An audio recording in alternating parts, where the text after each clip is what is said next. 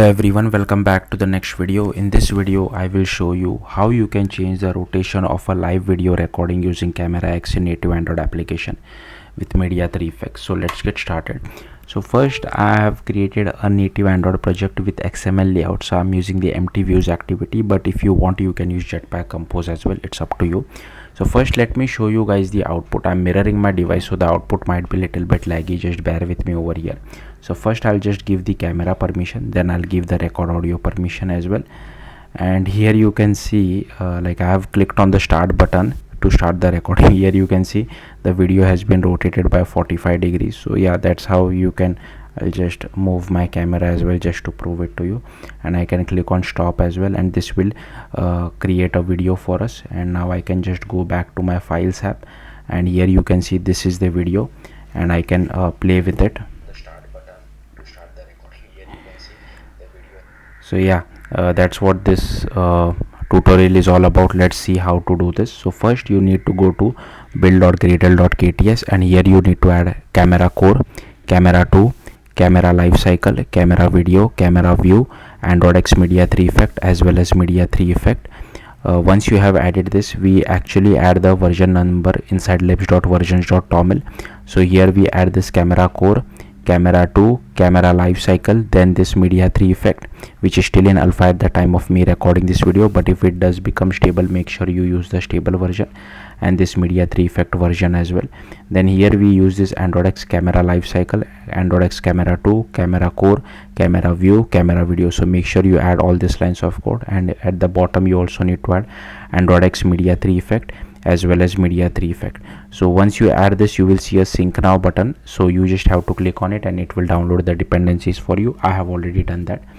Then you need to go to manifest, Android manifest.xml, and here you need to add the uses feature for camera, then the camera permission, record audio permission as well as write external storage permission.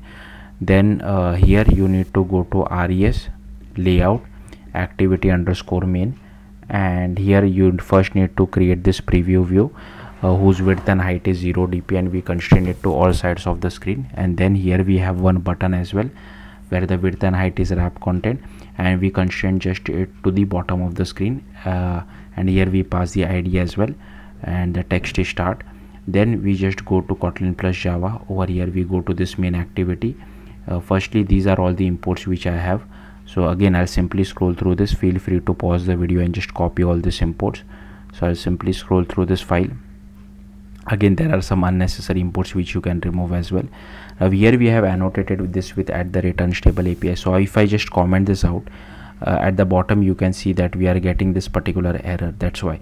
So that's why we have to add this @unstable, and this rotation degree which was showing us the error after commenting this unstable API, it comes from this stable version of Media 3 effect, not from this alpha version. So even if the library is stable, the APIs are a bit unstable, which is unfortunate. Hopefully by the time you guys watch it, they fix this particular thing, because I don't really like adding this annotation. Then here we have this video capture of recorder. Here is our recording, then an executor service, then a preview view as well as a button. Then here I am using register for activity result for requesting multiple permission. Then var permission granted is equal to true. We just loop over all this, and if one of the permissions is not granted, then we just say permission granted equal to false, and if it is false we display a toast message, else we start our camera.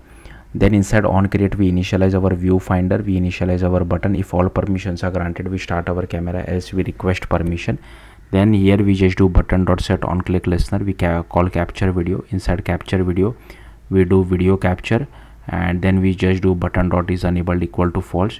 Then we assign our recording to this variable. If this is not equal to null, then we just do current recording.stop, we make recording equal to null.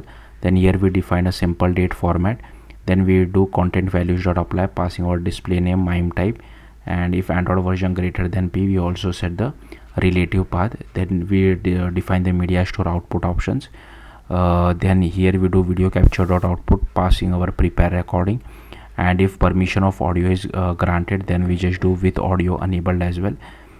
Then here we start our recording, and if the event is video record event.start, we just change the text of our button as well as is enabled to true. and here we do video record event dot finalize, and if there is no error we just display a toast message, else we do recording dot close and make the recording is equal to null. Then we apply this text to our button as well as is unable to true. Then here we have start camera, where we just do process camera provider dot get instance, where then we get hold of our camera provider future. Then here we initialize our preview view, we initialize our recorder as well. Then we just do video capture with output passing our recorder. We get hold of our default back camera. Then we do use case group dot builder, add our preview use case as well as video capture. Then here we pass our media 3 effect as well. Then here we set the effect by passing scale and rotate transformation dot builder, set the rotation degree as well. Then we do use case group builder dot add the media 3 effect. Then we unbind our camera provider, we bind it to our life cycle as well. Then here we have this method called request permission, another method just to check whether permission was granted or not. Then here we have on destroy, where we just do camera executor dot shutdown. Then here we have a companion object where we set the file name format as well as the required permission, where we pass camera as well as record audio, and if it is less than equal to and.p we also require the write external storage. So yeah, that's it. Thank you for watching. Bye.